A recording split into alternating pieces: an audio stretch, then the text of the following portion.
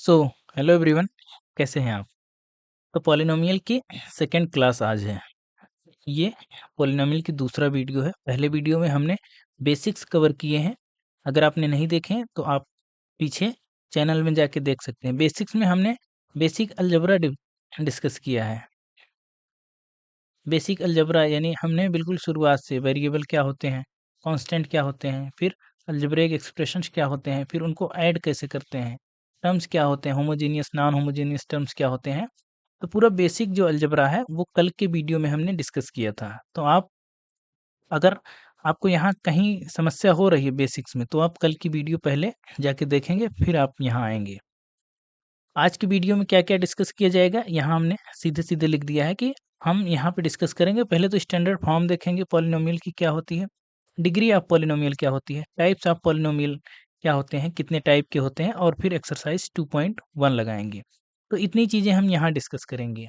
इसके पहले कुछ और भी चीज़ें हैं जो डिस्कस करेंगे छोटी छोटी। जैसे पहली बात तो किसी पॉलिनोमियल को हम आइडेंटिफाई कैसे करेंगे, पहचानेंगे कैसे, तो वो सब भी यहाँ डिस्कस करेंगे। तो सारी चीज़ें यहाँ डिस्कस की जाएँगी और एक्सरसाइज 2.1 लगाया जाएगा, ठीक है? तो आप उम्मीद है कि आप रिवीजन कर रहे होंगे, जिन्होंने भी वीडियो को लगातार देखने की एक आदत बनाई है। हालाँकि आप लोग चाहिए कि वीडियो आप रेगुलर देखिए, रेगुलर जो देख रहे हैं और रिवीजन कर रहे हैं, 2 ही चीज़ हमने कहा था, एक रेगुलरिटी आप मेंटेन कर लीजिए और एक रिवीजन आप करते रहिए। तो आप देखेंगे आपको कहीं कोई समस्या नहीं आने वाली है। अगर आपने अभी तक के सारे वीडियोज़ रिवाइज़ किए हैं, तो आपको यहाँ भी बिल्कुल समझ में आएगा। ये सारी चीज़ें यहाँ डिस्कस होंगी, तो चलिए शुरू करते हैं। सबसे पहले किसी अलजेब्रिक एक्सप्रेशन से पॉलिनोमियल हम कैसे पहचानते हैं, यानी पॉलिनोमियल क्या होता है? कोई भी अलजेब्रिक एक्सप्रेशन ही होती है पॉलिनोमियल, अभी समझने वाले हैं। अब देखिए पहचानेंगे कैसे? जैसे ये है 2x + 3, ये क्या लिखा है? अभी तक जो पढ़े हैं वहाँ से तो आप कहेंगे कि ये अलजेब्राइक एक्सप्रेशन है, ठीक है। अभी तक जो आपने समझ में आया है कि ये अलजेब्राइक एक्सप्रेशन है, ठीक है, ये सही बात है। ये अलजेब्राइक एक्सप्रेशन है।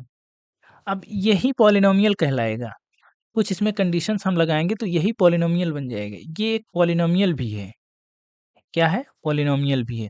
तो क्या डिफरेंस होता है अलजेब्रिक एक्सप्रेशन और पॉलिनोमियल में? कैसे कहेंगे कि कोई अलजेब्रिक एक्सप्रेशन पॉलिनोमियल है या नहीं है? उसकी कुछ कंडीशंस होती हैं। कंडीशंस ये होती हैं कि पॉलिनोमियल हम तभी कहेंगे जब कोई अलजेब्रिक एक्सप्रेशन की पावर, वेरिएबल की जो पावर होगी, वेरिएबल्स की पावर जो होगी, उसमें 2 शर्त हैं। नॉन नेगेटिव होना चाहिए, यहाँ लिख देते हैं, पावर जो है वो नॉन नेगेटिव होनी चाहिए, नॉन नेगेटिव, उसके साथ-साथ इंटीजर होनी चाहिए, नॉन नेगेटिव इंटीग्रल पावर होनी चाहिए। कोई अलजेब्रिक एक्सप्रेशन अगर ये कंडीशन फॉलो कर रहा है, any algebraic expression uh, which variables which variables have non-integral non-negative integral powers, then it is called polynomials। तो ये एक पॉलिनोमियल है। देखिए अब यहाँ केवल पावर चेक करेंगे। जैसे x² - 3x + 2, यहाँ देखिए वेरिएबल क्या आया है, वेरिएबल x है, यहाँ भी x है, तो x की पावर कितनी है 2 है, और यहाँ x की पावर कितनी है 1 है। तो ये एक पॉलिनोमियल कहलाएगा। ये एक पॉलिनोमियल है।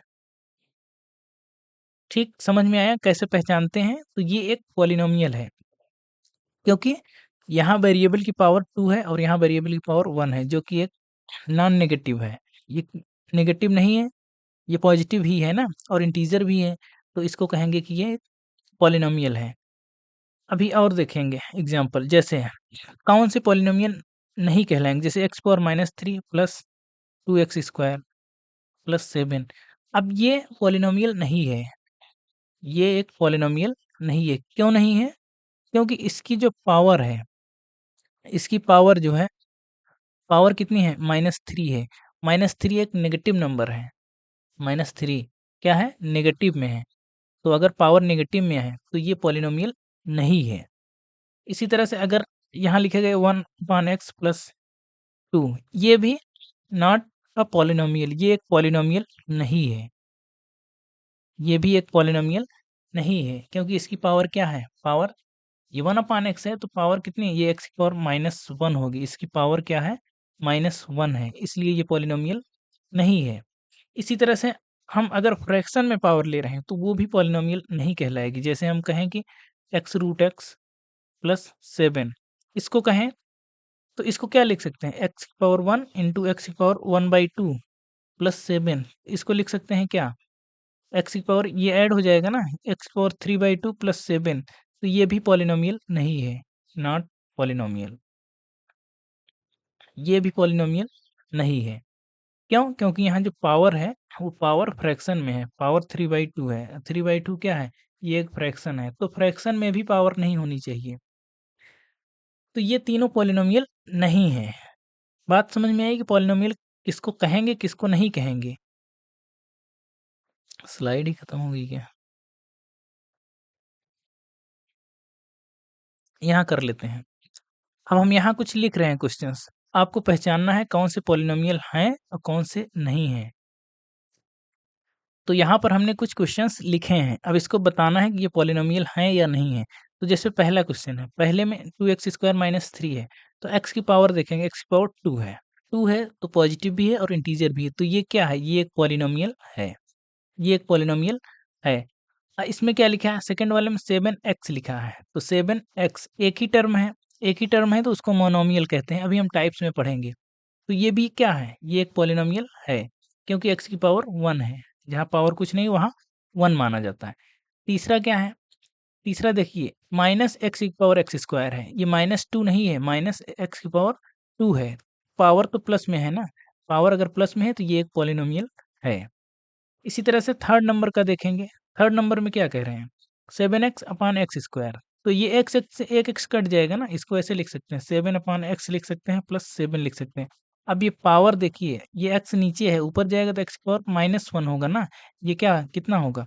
7x की पावर -1 प्लस 7, तो ये पॉलिनोमियल नहीं है। क्यों? क्योंकि x की पावर माइनस में है, तो पावर यहाँ पे कितनी आ गई? माइनस में आ गई, इसलिए ये पॉलिनोमियल नहीं है। इसी तरह से हम अगर फोर्थ नंबर वाला पूछें, फोर्थ नंबर में x की पावर यहाँ कितना है? 1/2 है। पावर यहाँ फ्रैक्शन में आ रही है ना, तो ये भी पॉलिनोमियल नहीं है। क्यों नहीं है? क्योंकि इसकी पावर फ्रैक्शन में आ रही है, पावर फ्रैक्शन में आ रही है। पावर होनी किस में चाहिए? नॉन नेगेटिव और इंटीजर होनी चाहिए, यानी माइनस में भी नहीं होनी चाहिए और फ्रैक्शन में भी नहीं होनी चाहिए। फिफ्थ नंबर का जो क्वेश्चन है, अब ये पॉलिनोमियल देखिए, यहाँ x की पावर 2 है, यहाँ लेकिन y की पावर 1/2 है, तो ये भी पॉलिनोमियल नहीं है। ये पॉलिनोमियल है डबल वेरिएबल में, पॉलिनोमियल है लेकिन ये 2 वेरिएबल में है, सिंगल वेरिएबल में ये बाकी सारे सिंगल वेरिएबल में हैं। हमारा जो सिलेबस है वो सिंगल वेरिएबल तक है, पॉलिनोमियल इन सिंगल वेरिएबल, हमको डबल वेरिएबल में नहीं पढ़ना है। लेकिन यहाँ अगर आ गया है तो हम दोनों वेरिएबल्स की पावर देखेंगे, दोनों वेरिएबल में पावर जो है वो नॉन नेगेटिव और इंटीजर होनी चाहिए। तो यहाँ पे फ्रैक्शन में पावर आ रही है, इसलिए ये पॉलिनोमियल नहीं है। आई होप आपको समझ में आ गया होगा कैसे आइडेंटिफाई करते हैं कि कोई पॉलिनोमियल है या नहीं है। तो उसकी पावर चेक करते हैं सबसे पहले, पावर नॉन नेगेटिव और इंटीजर होनी चाहिए तब वो पॉलिनोमियल होगा। ठीक, अब बढ़ते हैं आगे। ये हम देख चुके हैं। अब देखिए डिग्री ऑफ पॉलिनोमियल क्या होता है, किसी पॉलिनोमियल की डिग्री कैसे निकालते हैं। जैसे हम यहाँ लिखें 2x 7x³ minus 5x 4x² minus 9x plus 8। अब देखिए डिग्री क्या होती है। किसी पॉलिनोमियल की जब डिग्री निकालते हैं ना, तो सबसे पहले देखते हैं वेरिएबल्स की पावर क्या होती है। सबसे पहले पावर ध्यान में रखते हैं, वेरिएबल्स की पावर। जैसे इसमें वेरिएबल क्या आया है? वेरिएबल x आया, तो x की मैक्सिमम पावर कितनी है? तो मैक्सिमम पावर जितनी होगी, मैक्सिमम पावर वो होगी उसकी डिग्री। जो भी वेरिएबल आया होगा उसमें, उसकी जो मैक्सिमम पावर होगी वो उसकी डिग्री कहलाएगी। तो इसकी मैक्सिमम पावर कितनी है वेरिएबल की? x की मैक्सिमम पावर 1 है, तो इसकी डिग्री हो जाएगी 1। इसी तरह से इसकी डिग्री क्या हो जाएगी? इसमें जो मैक्सिमम पावर होगी वेरिएबल की, तो यहाँ x है और यहाँ x है, तो x पावर 3 है, यहाँ x पावर 1 है, तो मैक्सिमम क्या है 3, तो इसकी डिग्री कितनी हो जाएगी? 3 हो जाएगी। इसी तरह से इसकी डिग्री कितनी हो जाएगी, सबसे पहले देखेंगे इसकी वेरिएबल क्या है, वेरिएबल एक्स है, सिंगल वेरिएबल में है, तो सिंगल वेरिएबल में हम पढ़ रहे हैं, कराएंगे। हालांकि हम अभी डबल वेरिएबल की भी डिग्री कैसे निकालते हैं वो भी बताएंगे, लेकिन सिलेबस पूरा सिंगल वेरिएबल पर ही है। इसकी अगर डिग्री पूछा जाए तो यहाँ एक्स है, यहाँ एक्स है, यहाँ एक्स पावर 2 है, यहाँ एक्स पावर 1 है, तो इसकी डिग्री कितनी हो जाएगी, 2 हो जाएगी। यहाँ तक सबको समझ में आया कि डिग्री कैसे निकालते हैं। जैसे थोड़ा सा हम इसमें थोड़ा सा और कठिन करते हैं, 2x² y minus 7y² plus 8x, इसकी डिग्री निकालना है। अगर कोई पूछे कि इसकी डिग्री क्या होगी, तो देखिए यहाँ भी 2 है, यहाँ भी 2 है, तो मैक्सिमम पावर 2 है और यहाँ x की पावर 1 है, तो इसकी डिग्री 2 होगी। अगर आप 2 लिख रहे हैं डिग्री तो ये गलत है, ठीक है। इसकी डिग्री 2 नहीं होगी, क्यों नहीं होगी, अब देखिए पॉलिनोमियल के हर एक टर्म की डिग्री देखेंगे। जैसे इस टर्म की डिग्री कितनी आएगी, इस टर्म की डिग्री x पावर तो 2 है लेकिन y की पावर 1 है, तो दोनों ऐड हो जाएगा, ये 2 + 1 हो जाएगा, ये 3 हो जाएगा, ये ध्यान रखना है। और यहाँ इस टर्म की डिग्री कितनी है, 2 है, और इस टर्म की डिग्री 1 है, तो मैक्सिमम कितना है, 3 है, 2 + 1, तो इसकी जो डिग्री होगी वो होगी 3, ये सही होगा, इसकी डिग्री 3 हो जाएगी। तो जहाँ 2 वेरिएबल होंगे यानी एक से ज़्यादा वेरिएबल होंगे तो वहाँ दोनों वेरिएबल्स को हम ऐड करेंगे, तब उसकी डिग्री लिखेंगे। कुछ और इसमें हम एग्जांपल्स करेंगे। कुछ क्वेश्चंस हम लिख रहे हैं, उसके बाद हम देखेंगे उसकी डिग्री कितनी है। हाँ, तो यहाँ हमने कुछ क्वेश्चंस लिखे हैं, हमको इसकी डिग्री बतानी है। सब में इसकी डिग्री लिखनी है कितनी है। जैसे पहले में है 7, अब इसका पूछ रहा है डिग्री कितनी है, तो डिग्री में हम क्या देखते हैं, पावर देखते हैं। पावर किसकी देखते हैं, वेरिएबल की, तो यहाँ तो कुछ वेरिएबल दिख नहीं रहा है, 7 में तो कोई वेरिएबल दिख नहीं रहा है, तो हम जहाँ कुछ वेरिएबल नहीं होगा हम इसको 7 इंटू एक्स पावर 0 तो मान सकते हैं। किसी की भी पावर अगर 0 करते हैं तो उसका मान 1 होता है, यानी उसकी वैल्यू 1 होती है, तो ये 7x पावर 0 लिखा जा सकता है। तो यहाँ x पावर कितनी आ गई, 0 आ गई, तो इसकी डिग्री कितनी होगी, इसकी डिग्री होगी 0। तो कोई भी अगर कांस्टेंट नंबर है तो उसकी डिग्री हमेशा 0 होगी। तो यहाँ से आप ध्यान रखेंगे, कोई भी कांस्टेंट नंबर होगा अगर कांस्टेंट की डिग्री कितनी होगी, हमेशा 0 होगी। कांस्टेंट नंबर की डिग्री हमेशा 0 होगी, ये ध्यान रखना है आपको। अब इसमें इसकी डिग्री कितनी होगी, तो x की मैक्सिमम पावर कितना है, 1 है, तो इसकी डिग्री 1 हो जाएगी। इसकी डिग्री कितनी हो जाएगी, अब इसमें एक ही सिंगल वेरिएबल है तो इसकी मैक्सिमम पावर कितनी है, 5 है, तो इसकी डिग्री 5 हो जाएगी। इसकी डिग्री कितनी हो जाएगी, इसकी डिग्री कितनी हो जाएगी, अब देखिए हर टर्म की डिग्री देखेंगे, यहाँ x पावर 1 है, यहाँ 2 है, तो इसकी 3 हो जाएगी। इस टर्म की 2 और 2 ये 4 हो जाएगी। इस टर्म की डिग्री 3 हो जाएगी, तो मैक्सिमम कितना है, 4, तो इसकी डिग्री हो जाएगी 4। सिंपल है। इसी तरह से इसमें अगर हम करेंगे, इस टर्म की डिग्री कितनी हो जाएगी, 3 है और यहाँ 1 है, तो ये 4 हो जाएगी। इस टर्म की डिग्री तो 2 सिंपल दिख रहा है, इस टर्म की डिग्री 3, 2 और 1, 2 और 1 मिलके 3, तो 4, तो इसकी डिग्री कितनी आ गई, इसकी डिग्री आ गई 4। ये है, ये डिग्री निकालने का तरीका है। आसान-आसान से ऐसे ही सवाल बनेंगे पेपर में, अगर डिग्री का पूछा जाएगा तो ये सवाल बनेंगे।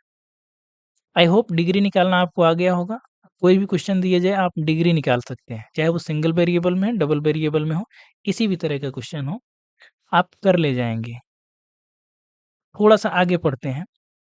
Standard form of a polynomial, किसी पॉलिनोमियल की स्टैंडर्ड फॉर्म क्या होती है? जैसे अभी हमने पढ़ा ये px है, तो अभी हमने बहुत सारे एग्ज़ाम्पल पढ़े हैं, तो उसको स्टैंडर्ड फॉर्म में अगर देखना है तो उसको ऐसे लिखते हैं a0 plus a1x plus a2x plus a2x square a3 x cube plus n dot dot dot करते करते an x की पावर n, ये है स्टैंडर्ड फॉर्म। स्टैंडर्ड फॉर्म लिखने का तरीका ये है कि किसी भी पॉलिनोमियल को एक ऑर्डर में लिखते हैं। ऑर्डर में इस तरह से कि जो वेरिएबल्स की पावर है उसको या तो इंक्रीजिंग ऑर्डर में लिखते हैं या तो डिक्रीजिंग ऑर्डर में लिखते हैं। इसको आप ऐसे भी लिख सकते हैं, अगर पावर्स को डिक्रीजिंग ऑर्डर में लिखना हो तो इसको पहले ये लिख लीजिए an x की power n plus a n minus 1 X की power n minus one plus A n minus two X की power n minus two plus ऐसे डॉट डॉट डॉट करके हम यहाँ तक भी पहुँच सकते हैं ए वन एक्स की power n plus A nought, ऐसे भी लिख सकते हैं। तो हम जो है किसी भी पॉलिनोमियल को ऐसे लिख सकते हैं और ऐसे लिख सकते हैं, ये स्टैंडर्ड फॉर्म हुआ। यहाँ अब यहाँ से थोड़ा सा हम लिखेंगे where a naught a one a two dot dot dot a n are constant constant. और ये कांस्टेंट क्या है, ये कोफिशिएंट्स हैं, किसके कोफिशिएंट्स हैं, वेरिएबल के। जैसे ए नॉट कांस्टेंट है, एक्स पावर जीरो का ये कोफिशिएंट है, ये किसका कोफिशिएंट है, एक्स पावर वन का, ये देखिए एक्स पावर वन का कोफिशिएंट है। ये किसका कोफिशिएंट है, एक्स पावर टू का। यहाँ लिख सकते हैं कोफिशिएंट है, एक्स पावर जीरो का है, ये एक्स पावर वन का है, एक्स पावर टू का है, ये एक्स पावर एन का है। तो ये कांस्टेंट है, और कांस्टेंट क्या काम कर रहे हैं, कोफिशिएंट्स का काम कर रहा है, वेरिएबल के कोफिशिएंट्स का काम कर रहा है। ये इतना हो गया। और कितनी डिग्री का है, आप डिग्री एन, ये एन डिग्री का पॉलिनोमियल है। और अगर एन डिग्री का पॉलिनोमियल कह रहे हैं तो अब ये जीरो नहीं हो सकता है। अब यहाँ पे A N not equal to zero आपको लिखना पड़ेगा, ठीक है, तभी ये एन डिग्री का पॉलिनोमियल बनेगा। क्यों? क्योंकि अगर ए एन जीरो हो गया, एक टर्म तो कम हो गया ना, ये मैक्सिमम पावर ये तो गायब हो गई फिर, तो इसकी डिग्री कितनी बच जाएगी, फिर एन माइनस वन ही बचेगी। इसलिए हम यहाँ लिख रहे हैं कि ए एन जीरो नहीं हो सकता। अगर हम इसको कह रहे हैं कि एन डिग्री का पॉलिनोमियल है तो ए एन जीरो नहीं हो सकता है। बात इतनी समझ में आई? ये इतना बहुत इंपॉर्टेंट नहीं, लेकिन लिखने का एक तरीका है। हम जो पढ़ेंगे वो इससे बहुत छोटा पढ़ेंगे, या तो क्वाड्रेटिक पॉलिनोमियल पढ़ेंगे, या तो क्यूबिक पढ़ेंगे, और या तो लीनियर पढ़ेंगे। बस इन्हीं तीनों में रह जाएंगे, केवल 3 या 4 टर्म में हम पढ़ेंगे बस, इससे ज़्यादा नहीं पढ़ेंगे। तो लेकिन ये तरीका है, पॉलिनोमियल को लिखने का ये एक तरीका है। जैसे अगर ये लिखा है x cube minus 4 plus 7 x square plus x. अब ये देखिए ये एक पॉलिनोमियल है, ठीक है। अब अगर इसको स्टैंडर्ड फॉर्म में लिखें तो इसको ऐसे लिख सकते हैं x cube plus 7 x square plus x minus 4। ये एक तरीका है स्टैंडर्ड फॉर्म में लिखने का, ये है स्टैंडर्ड फॉर्म। अब हमने इसको स्टैंडर्ड फॉर्म में लिख दिया। दूसरा तरीका ये भी है, पावर्स को हमने बताया चाहे इंक्रीजिंग ऑर्डर में लिखिए चाहे डिक्रीजिंग ऑर्डर में लिखिए। अब चाहे तो इसको आप इंक्रीजिंग ऑर्डर में लिख सकते हैं, -4 plus x plus 7 x square plus x cube, ये भी एक तरीका है। तो पॉलिनोमियल को देखिए ये भी वही है, ये भी वही है, और ये भी है, ये दोनों क्या है, ये दोनों स्टैंडर्ड फॉर्म है। तो ये तरीके लिखने के हैं किसी पॉलिनोमियल के। बात समझ में आ रही है इतनी? बस इतना है एक्सरसाइज में, पहली एक्सरसाइज में इतना ही है। थोड़ा सा और है, टाइप्स के बारे में बात की गई है तो हम थोड़ा सा कर लेते हैं। टाइप्स ऑफ पॉलिनोमियल क्या होते हैं, types of polynomial, linear polynomial क्या होते हैं, क्वाड्रेटिक क्या होते हैं, क्यूबिक क्या होते हैं, और बाई क्वाड्रेटिक क्या होते हैं। ये जो टाइप्स ऑफ पॉलिनोमियल है, ये जो टाइप किया गया है, ये ऑन द बेसिस ऑफ, देखिए दो बेसिस पर करते हैं, एक टर्म के बेसिस पर और एक पावर्स के बेसिस पर। इसको जो हम किए हैं ये on the basis of power या degree, on the basis of power या डिग्री, पावर को ही डिग्री कहते थे, तो हमने पावर के बेसिस पर इसको क्लासिफाई किया है। हम टर्म्स के बेसिस पर भी बताएंगे आपको। अभी देखिए पावर के बेसिस पर लीनियर पॉलिनोमियल क्या होता है, एक ऐसा पॉलिनोमियल जिसकी डिग्री, अगर किसी पॉलिनोमियल की डिग्री 1 है तो वो लीनियर पॉलिनोमियल कहा जाएगा। जैसे 2x प्लस 1, इसकी डिग्री कितनी है, इसकी डिग्री कितनी है, 1 है, तो ये है लीनियर पॉलिनोमियल। किसी पॉलिनोमियल की अगर डिग्री 1 है तो लीनियर पॉलिनोमियल कहलाएगा। और अगर डिग्री 2 है तो वो क्वाड्रेटिक कहलाएगा। जैसे 7x square plus 2x plus 3, ये क्वाड्रेटिक है, इसको बोलेंगे क्वाड्रेटिक। क्यूबिक के लिए अगर डिग्री उसकी 3 होनी चाहिए, डिग्री 3 है तो क्यूबिक हो जाएगा। जैसे हम कुछ लिख सकते हैं 5x cube minus 7x square plus 8x plus 9, ये देखिए ये क्यूबिक पॉलिनोमियल है। बाई क्वाड्रेटिक में डिग्री 4 होनी चाहिए, बाई क्वाड्रेटिक की डिग्री 4, अगर डिग्री 4 है तो वो बाई क्वाड्रेटिक कहलाएगा। जैसे 3x की power 4 minus 7 x cube plus 4 x² minus 8x minus 3, ये कुछ भी लिख सकते हैं आप। ये लीनियर पॉलिनोमियल में डिग्री 1, क्वाड्रेटिक में डिग्री 2, क्यूबिक में डिग्री 3 और बाई क्वाड्रेटिक में डिग्री 4, ये है टाइप्स ऑफ पॉलिनोमियल। तो 4 हमने यहाँ पढ़े, लीनियर पॉलिनोमियल, क्वाड्रेटिक, क्यूबिक और बाई क्वाड्रेटिक। इसी को थोड़ा सा ढंग से अगर लिखें तो लीनियर पॉलिनोमियल कब कहलाएगा, जब वो इस फॉर्म का हो, ax प्लस बी फॉर्म का हो, जहाँ a नॉट इक्वल टू 0 होना चाहिए। कैसे इसको समझेंगे, ये कहलाएगा लीनियर पॉलिनोमियल। अब ax प्लस बी फॉर्म का होना चाहिए, तो इसकी डिग्री कितनी है, 1 है ना। हाँ, तो ठीक है, लीनियर कहलाएगा। अभी पढ़ के आए हैं कि अगर डिग्री 1 होती है तो वो लीनियर पॉलिनोमियल कहलाता है।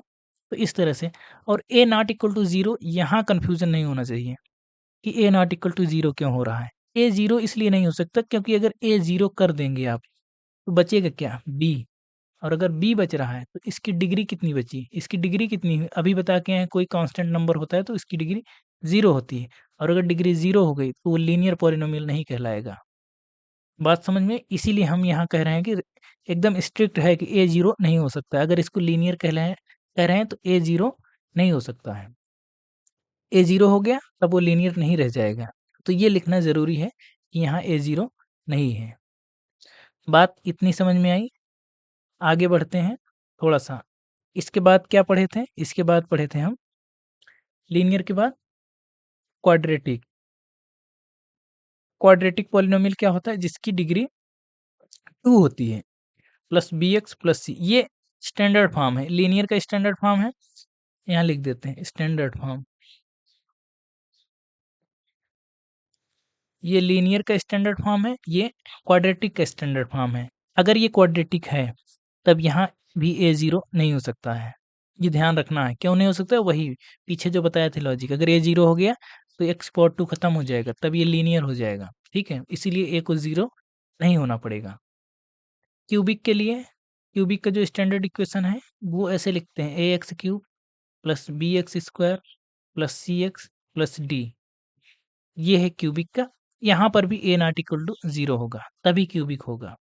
बाई क्वाड्रेटिक का, बाई क्वाड्रेटिक, बाई क्वाड्रेटिक के लिए ax पावर 4 जिसकी डिग्री 4 हो, plus bx cube plus cx² plus dx plus e। यहाँ कितने होंगे, यहाँ भी a नॉट इक्वल टू 0 होगा। और बाकी आपको पता है, यहाँ पर हम सबको साथ लिख रहे हैं, a b c d e are coefficients लिख सकते हैं या कांस्टेंट, सीधे सीधे हम लिख रहे हैं। ठीक है, कांस्टेंट,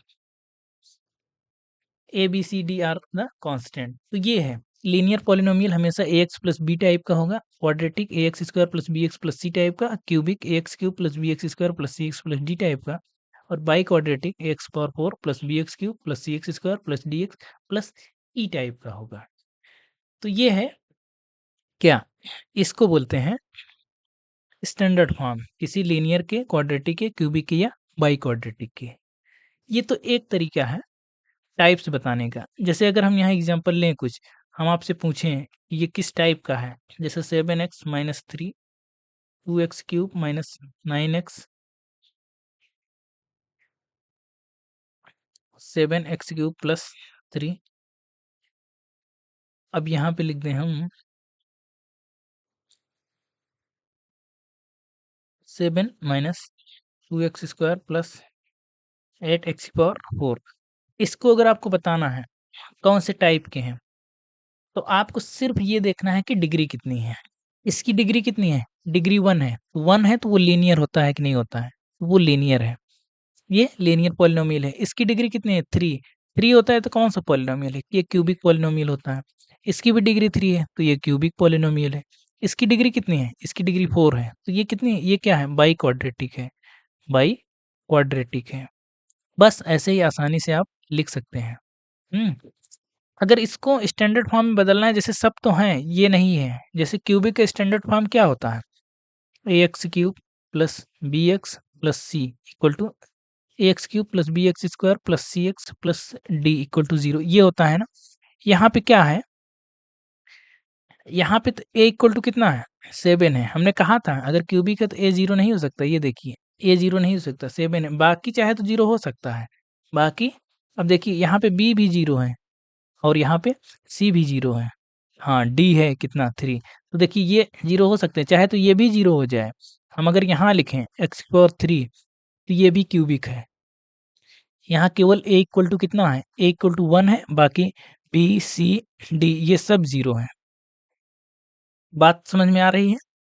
तो ये क्यूबिक है, चाहे एक ही हो, लेकिन वो 0 ना होना चाहिए। ये क्यूबिक है क्योंकि यहाँ x पावर 3 है, इसलिए ये क्यूबिक है।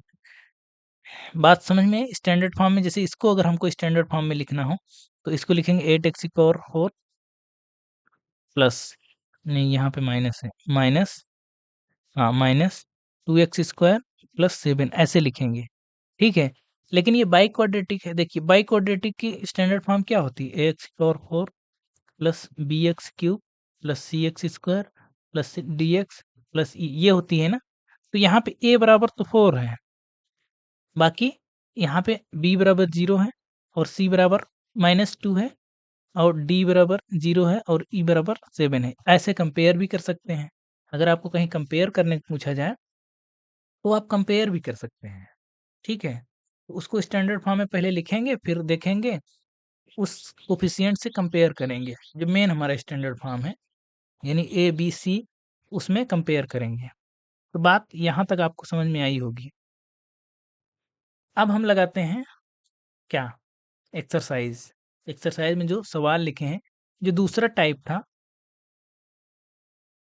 अभी देखते हैं अगर एक्सरसाइज में होगा तो ठीक है, नहीं तो कल हम इसको कराएंगे दूसरा जो टाइप है, या अभी ही करा देते हैं, यहीं करा देते हैं, कल के लिए क्यों रखें। Types on the basis of term, on the basis of term, term के बेसिस पर पॉलिनोमियल के कितने टाइप होते हैं। अगर टर्म की बात करें, जैसे अगर नंबर ऑफ टर्म किसी पॉलिनोमियल के एक ही टर्म अगर है, उसको हम बोलेंगे ये मोनोमियल है। मोनोमियल है अगर एक ही टर्म है, जैसे 2x एक ही टर्म है, जैसे 9x स्क्वायर एक ही टर्म है, उसको बोलेंगे मोनोमियल है। और अगर दो टर्म है किसी पॉलिनोमियल के, उसको बोलेंगे बाइनोमियल। बाइनोमियल यानी दो टर्म है तो बाइनोमियल, जैसे 2x प्लस 3 या फिर 9x स्क्वायर माइनस 7, इसमें दो टर्म है, दो टर्म कोई भी हो सकते हैं। जैसे अगर यहाँ पे ये भी हो सकता है 2x क्यूब माइनस 7x, ऐसे भी हो सकता है। तो क्या है, ये बाइनोमियल है, इसमें दो टर्म है। तो दो टर्म होने चाहिए बस, टर्म चाहे कांस्टेंट वाला हो चाहे वेरिएबल वाला हो। और अगर थ्री टर्म है तो उसको बोलते हैं ट्राइनोमियल। ट्राइनोमियल थ्री टर्म होने चाहिए बस। चार टर्म है क्वाड्रनोमियल, ये Q U A क्वाड्रनोमियल।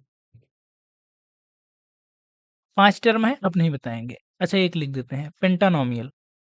पेंटानोमियल six term है तो हेक्सानोमियल, ऐसे करके, ठीक है।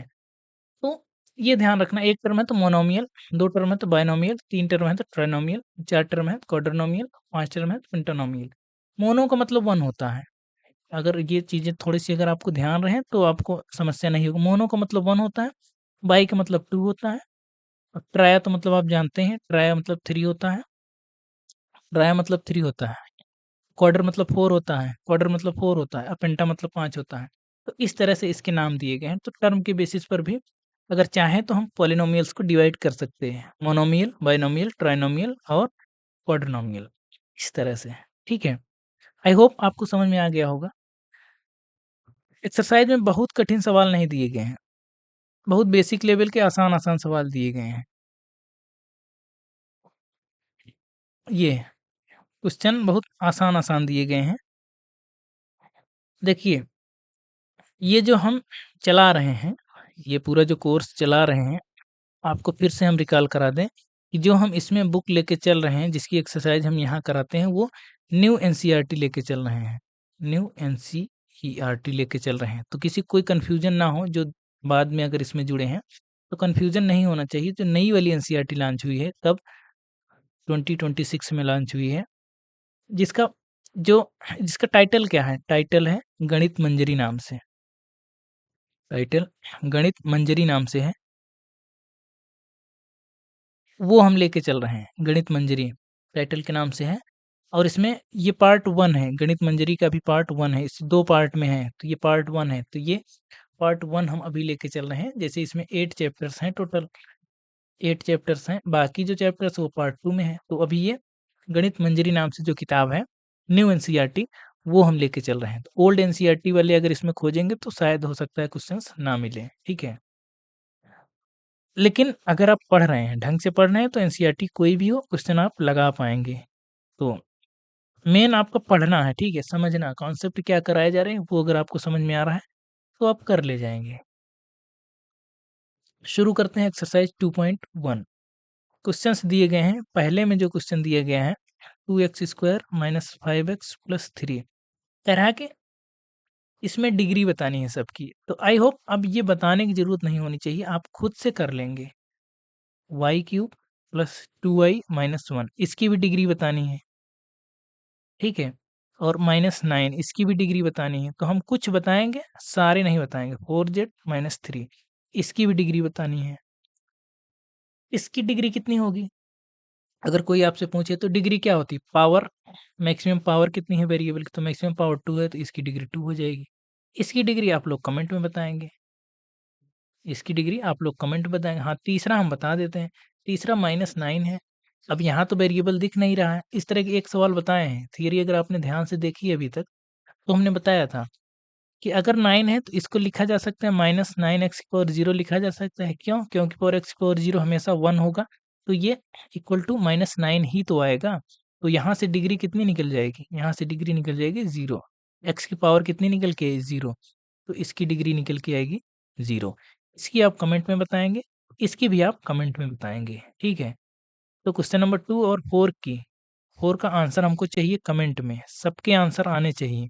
अगर आप रेगुलर देख रहे हैं तो कमेंट आपके आने चाहिए, ठीक है? ये क्वेश्चन हो गया, पहला हो गया, पहला हमने करा दिया, सबकी करा दिया। 2 का हमने कहा था आप बताएँगे। सेकंड नंबर का जो क्वेश्चन है, कह रहा है कि right the polynomial of degree 1, 2 and 3, ठीक है? तो देखिए, अब हम यहाँ थोड़ा-सा रिकॉल भी करा देते हैं। तो डिग्री 1 जिसकी होती थी, उस पॉलिनोमियल को हमने क्या नाम दिया था? आप लोग कमेंट में बताइए, उसको नाम दिया था लीनियर पॉलिनोमियल।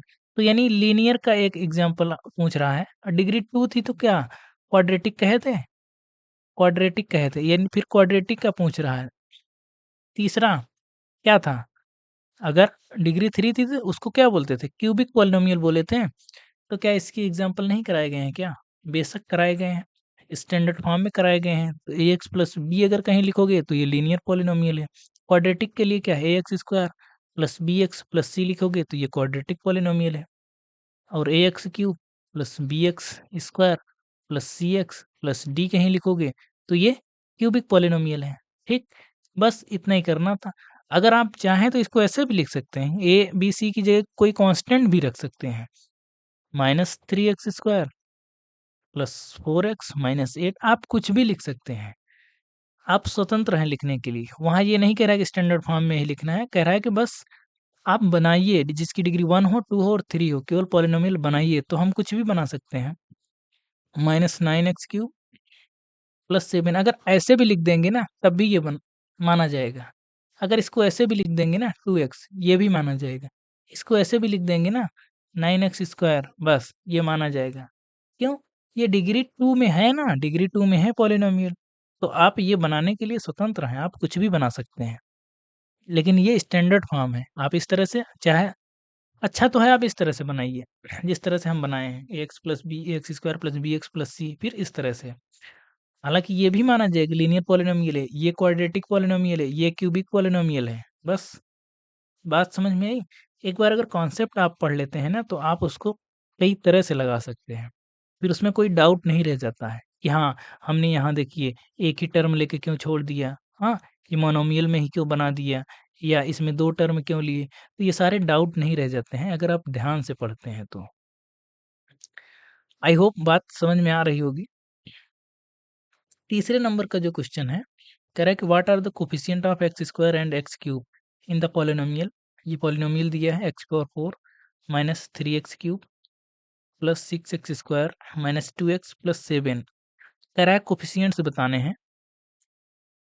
कोफिशिएंट ऑफ किसके किसके बताने हैं? कोफिशिएंट ऑफ x² और कोफिशिएंट ऑफ x³ बताने हैं। तो क्या है? कोफिशिएंट हमने पहले दिन बताया था। अगर कहीं समस्या हो रही तो क्लास 9th का जो पहला पहला वीडियो है पॉलिनोमियल का, वहाँ जाके आप देख सकते हैं कोफिशिएंट्स क्या होते हैं, एकदम डिटेल में बताया गया है। तो कोफिशिएंट वो होते हैं, अगर x² का पूछ रहा है तो जिस टर्म में x² आ रहा है, किस टर्म में आ रहा है? इस टर्म में। तो इस टर्म में x² के अलावा जो भी बचेगा वो उसका कोफिशिएंट होगा। तो x² के अलावा क्या बचा? 6, तो 6 उसका कोफिशिएंट होगा। ठीक है, हालाँकि यहाँ सिंगल वेरिएबल में कर रहे हैं, तो जो x² के बाद बचेगा वो कांस्टेंट ही बचेगा। तो एक तरह से कह सकते हैं कि x² में कांस्टेंट कांस्टेंट क्या है? तो 6 है, तो 6 उसका क्या हो जाएगा? कोफिशिएंट हो जाएगा। इसी तरह से x³ में x³ के साथ कांस्टेंट क्या है? अगर आप 3 लिख रहे हैं तो ये गलत है, 3 नहीं होगा, ये -3 होगा, ये सही होगा। ठीक है? तो इसका कोफिशिएंट कितना होगा? -3 होगा। तो ये चीज़ें आपको ध्यान रखनी है, कहाँ साइन लिखना है, कहाँ नहीं लिखना है। तो कोफिशिएंट आपको समझ में आया? x² का कोफिशिएंट 6 और x³ का कोफिशिएंट -3। ये गलत है, पहला गलत है, 3 नहीं आएगा, -3 आएगा। आई होप आपको समझ में आया होगा।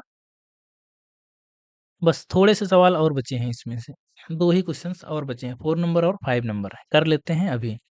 What are the coefficient of z in polynomial? ये आप करेंगे, ये आप कमेंट में हमको बताएँगे, सेम क्वेश्चन है, कमेंट में इसका आंसर करेंगे आप, ठीक है? अभी जैसे करा के आए हैं, सेम वैसे ही z के कोएफिशिएंट्स बताने हैं, या इसको बताना पड़ेगा, क्या बता देते हैं, 4z³ प्लस 5z² माइनस 11। तो देखिए इसमें क्या z है? कोएफिशिएंट्स कोएफिशिएंट ऑफ z, क्या इसमें z है? z नहीं है ना, तो z का कोएफिशिएंट 0 होगा, बस। और अगर कहीं z नहीं है, तो वहाँ 0 इंटू जेड तो लिखा ही जा सकता है, इसका मतलब कुछ नहीं है। जैसे अगर ये लिखा है, इसमें ऐड कर सकते हैं ना, प्लस 0 इंटू जेड, क्या समस्या है? यानी z का कोएफिशिएंट 0 है, z नहीं है इसका मतलब z का कोएफिशिएंट 0 है। जैसे अगर हम यहाँ लिखें 2x प्लस 3, ये 2x² प्लस 3, x² का कोएफिशिएंट तो 2 है, लेकिन अगर पूछा जाए x का कोएफिशिएंट कितना है, तो x का कोएफिशिएंट 0 है। इसको ऐसे लिख सकते हैं, 2x² plus 3 plus 0 into x भी लिखा जा सकता है, ऐसे लिखा जा सकता है। ये क्वाड्रेटिक है, देखिए ये क्वाड्रेटिक है, इसको अगर हम स्टैंडर्ड फॉर्म में लिखेंगे तो ऐसे लिखेंगे ना, अगर हम लिखें ax² plus bx plus c, ये स्टैंडर्ड फॉर्म होती है। अगर इसको इससे हम कंपेयर करेंगे तो a इक्वल टू 2 आ गया, b इक्वल टू कितना आ गया, नहीं लिख पा रहे हैं ना, तो इसको ऐसे लिखिए 2x² plus 0 into x plus 3 बना, ax² प्लस bx प्लस सी टाइप में बना, तो a इक्वल टू कितना आ गया 2, b इक्वल टू कितना आ गया 0, c इक्वल टू कितना आ गया 3, तो x का कोफिशिएंट कितना आ गया 0 आ गया। ये है तरीका किसी को चीज़ को समझने का, बेसिक से एकदम पूरा समझते जाएँगे, ये है। तो कोफिशिएंट कितना है? यहाँ z का कोफिशिएंट 0 आया, इस तरह जैसे यहाँ x का कोफिशिएंट 0 आया था। बात आई समझ में? केवल एक क्वेश्चन बचा है 5th नंबर का।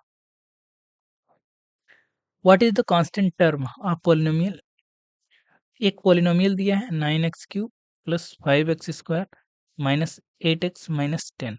इसमें कह रहा है कांस्टेंट टर्म क्या है? कांस्टेंट टर्म क्या है? याद करिए पहली क्लास 1 पॉलिनोमियल की, इसी में है। हम जब बताए थे, एक होता था वेरिएबल टर्म और एक होता है कांस्टेंट टर्म, ठीक है? वेरिएबल टर्म वो था जिसमें वेरिएबल आता था, और कांस्टेंट टर्म वो होता जिसमें वेरिएबल नहीं आता था। तो वेरिएबल किसमें नहीं आया है? इसमें नहीं है, 10 में नहीं है, तो कांस्टेंट टर्म कितना होगा? -10 होगा। -10 क्या होगा? कांस्टेंट टर्म होगा। बात समझ में आई? तो ये एक्सरसाइज 2.1 हमने पूरा कंप्लीट कर लिया। यहाँ से एक एक्सरसाइज आपकी खत्म होती है, कौन-सी? 2.1। कल जब हम करेंगे, कल हम यहीं से आगे बढ़ेंगे कि लीनियर पॉलिनोमियल में थोड़ा-सा और इसको समझेंगे कि लीनियर पॉलिनोमियल क्या होते हैं, थोड़ा-सा उसके ग्राफ के बारे में चर्चा करेंगे, और ज़ीरो ऑफ पॉलिनोमियल क्या होता है, ये देखेंगे। और उसमें कुछ क्वेश्चंस करेंगे, फिर थोड़ा-सा एक्सरसाइज़ लगाएँगे, ठीक है? तो आज यहीं तक रखते हैं, कल फिर से जो है ये क्लास चलेगी। क्लास देखिए आपकी डेली चल रही है, डेली आपको एक वीडियो मिल रहा है, हुँ? इसमें हम क्लास 9th लेके चल रहे हैं और क्लास 10th लेके चल रहे हैं, दोनों लेके चल रहे हैं। तो एक दिन 9th का वीडियो मिलता है, एक दिन 10th का वीडियो मिलता है। तो हर वीक 6 वीडियो मिलते हैं, जिसमें से क्लास 10th के 3 वीडियो होते हैं और क्लास 9th के 3 वीडियो होते हैं। तो 9th और 10th 3-3 वीडियो मिल रहे हैं डेली। डेली यानी 1 हफ्ते में। तो वीडियो तो डेली ही मिल रहे हैं, एक दिन 9th का, एक दिन 10th का। देखिए, अगर आप पढ़ रहे हैं, ठीक से पढ़ रहे हैं, तो 2-3 चीज़ों का आपको ध्यान रखना होगा। जो हम बताए थे 2 चीज़ें क्या? एक तो आपकी रेगुलरिटी ठीक होनी चाहिए। आपकी रेगुलरिटी रहनी चाहिए, क्लासेस में डेली आप आइए, डेली ये देखिए, ठीक है? आप ये नहीं कह सकते हाँ 30 ही मिनट तो है, 3 ही चीज़ तो समझाएगी ही, उससे क्या हो जाएगा हम कल देख लेंगे, नहीं, नहीं हो पाएगा। अगर आप बीच में स्किप करते हैं, तो आपके लिए वो एक बर्डन हो जाएगा, तब आप नहीं कर पाएँगे। फिर आप सोचेंगे चलिए एक छोड़ देते हैं, दूसरे से देख लेते हैं, क्या है 3 कॉन्सेप्ट छोड़ देंगे तो क्या ही हो जाएगा? बहुत कुछ हो जाएगा उससे, अगर आप 3 छोड़ रहे हैं। तो एक चीज़ रेगुलरिटी आपकी होनी चाहिए, दूसरा रिवीज़न, जितना कराया जाए, उतना आप रोज़ रिवाइज़ करके आइए। रोज़ रिवाइज़ करके आएँगे, आप देखेंगे आपको ज़्यादा समझ में आएगा। तो ये 2 चीज़ें आप अभी ध्यान रखिए, ठीक है? बाकी इस वीडियो में इतना ही रखते हैं, मिलते हैं अगली वीडियो में। Thank you.